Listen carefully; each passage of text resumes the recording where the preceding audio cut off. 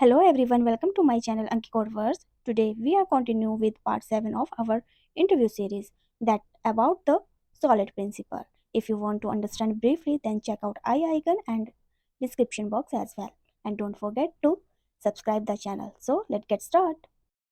Firstly, we need to understand what are the solid principles in iOS development. Solid is represent five design principles for writing scalable, maintainable, and robust code in object-oriented programming. They are single responsibility principles, SRP, open close principle, OCP, liskov substitution principles, LSP, interface segregation principles, and dependency inversion principles. Explain the single responsibility principle. SRP states that class should have only one reason to change, meaning it should have only one responsibility. In iOS development, adhering to SRP ensures that each class or module focus on doing one thing well, making the database easier to understand, maintain, and extend. For example, product manager that should have some responsibility like managing product related operations such as fetching product data, updating inventory and calculating pricing. It should focus only on managing product and not be responsible for handling user authentication or order processing. Next, how can you apply the open clause principle in iOS development? OCP suggests that classes should be open for extension but closed for modification.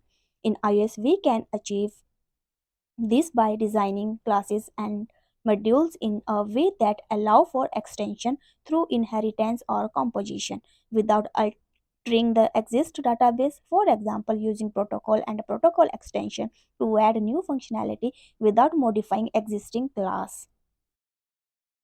For example, discount calculator that have some responsibility like calculate discount for product during checkout design instead of modifying the discount calculator class whenever a new discount rule is added. We can design it to accept a list of discount rules open for extension. New discount rules can be added without modifying the exist discount calculator class close for modification adhering to OCP.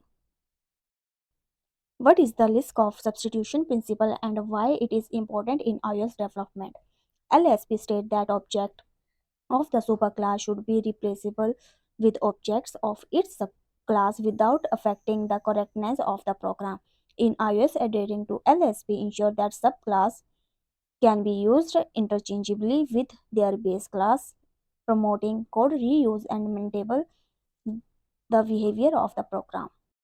For example, payment gateway and that should have some responsibility like handle payment processing.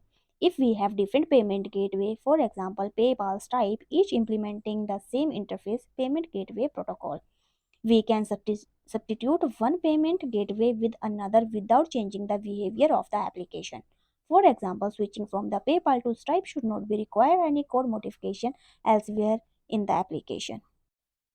Next, explain the ISP. ISP advocate for designing interfaces that are specific to the need of clients rather than creating large monolithic interface. In iOS development, ISP encourages defining smaller, focused protocol tailored to the requirements of the clients, which leads to cleaner, more modular code and preventing unnecessary dependency.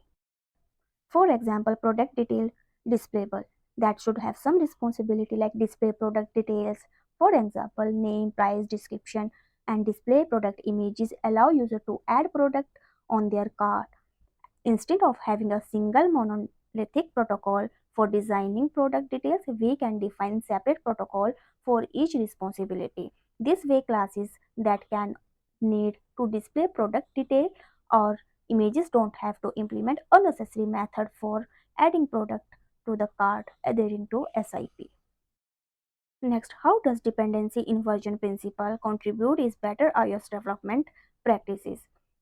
DIP suggests that high-level modules should not be depend on low-level modules, but both should depend on abstraction. In iOS development, following DIP involves using protocol and dependency injection to decouple components, allowing to easier testing flexibility and maintenance of the code base.